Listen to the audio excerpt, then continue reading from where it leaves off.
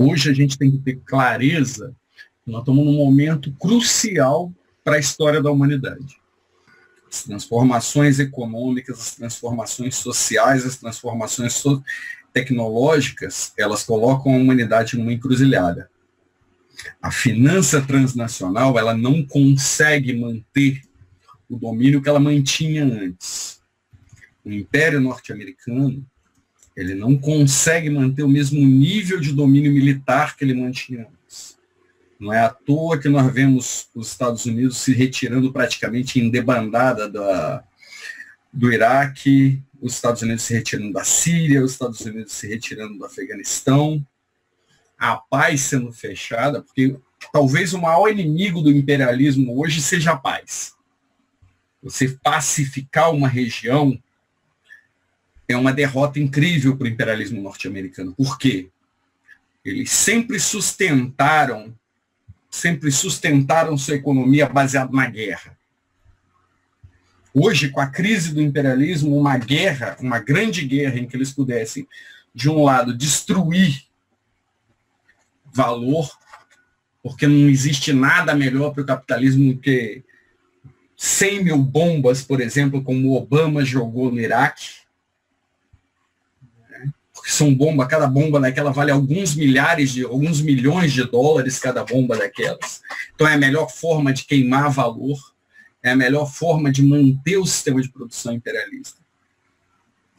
E, por outro lado, se apropriar das riquezas minerais, das terras agricultáveis, de todas as riquezas desse país. Só que eles não conseguem fazer da mesma forma.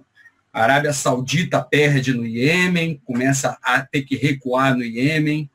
O Trump largou os curdos na mão, como você falou, os curdos são sempre o marido traído, eles sempre vão ser os últimos a saber, são sempre entregues à sanha da potência da vez, porque eles não têm poder de barganha, o povo curdo, infelizmente, não tem poder de barganha, é um desastre humanitário gigantesco, mas é um povo que não tem poder de barganha. Como eles falam, para eles só restam as montanhas. Então, nesse período... O Carlos, e é um erro da esquerda também, que o Kurdistão sírio está com o pessoal da esquerda radicalizada, né? Exatamente, não existe uma política para isso. Não existe uma política consequente para isso. Então, mas esse é um processo bastante complicado. Nós vemos a Turquia se descolando dos Estados Unidos, temos que lembrar que a Turquia é um membro da OTAN, e ontem eu estava vendo um canal que segue os acontecimentos no mundo militar, caças norte-americanos estavam travando seus guias laser em blindados e em posições de artilharia da Turquia. Nunca aconteceu desde a criação da OTAN.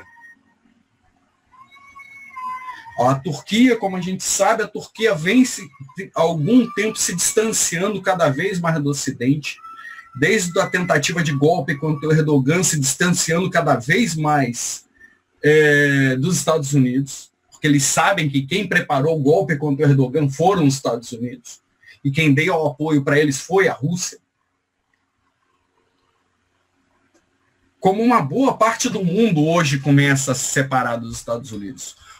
Ao contrário da avaliação rasa que as pessoas têm, isso não é porque o Trump é feio, mal, porque o Trump é desagradável. Não.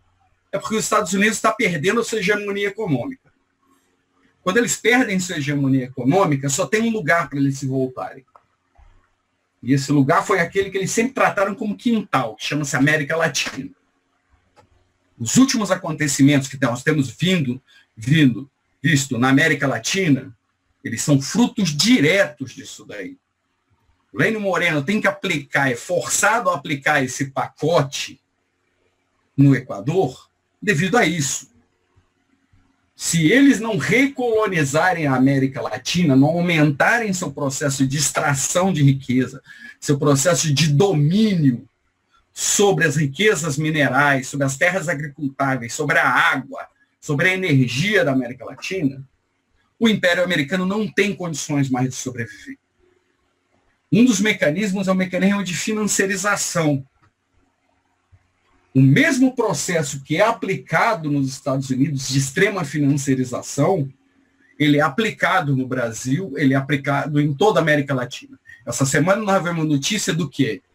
O Banco Central já quer permitir a criação de contas em dólar. Nós temos que ter bem claro que é o seguinte, o imperialismo norte-americano ele não tem a mesma condição que ele tinha anteriormente de imposição pela força militar. O Oriente Médio deixa muito claro, o Norte da África deixa muito claro que isso está acontecendo. Eles não têm a mesma força. Só que eles vêm desenvolvendo há muito tempo uma nova arma, que é a dominação de espectro total. É a guerra econômica, são os detalhes, a guerra psicológica, a manipulação tanto de esquerda quanto de direita através das fundações, seja o MBL através indiretamente da Fundação Koch, seja as mídias ninja da vida, as ONGs através dos Soros, que são braços criados para criar justamente isso, esse processo de manipulação, que está entranhado, por exemplo, na academia brasileira. Quanta gente a gente vê indo com aquela bolsa maravilhosa para o exterior? Aquela bolsa que você que ralou anos aí na academia, você não consegue um salário que é metade daquela bolsa. E o cara, de repente, aquela bolsa maravilhosa para estudar na Espanha, para estudar nos Estados Unidos, em Harvard, esse negócio que o pessoal enche a boca para falar, para estudar na Inglaterra. Por que será? Por que será que o pessoal consegue essa bolsa? Qual o interesse? Por que é tão interessante? Porque a formação de uma base ideológica para destruir o nacional, a organização nacional e popular nos estados subalternos. É parte do processo de dominação.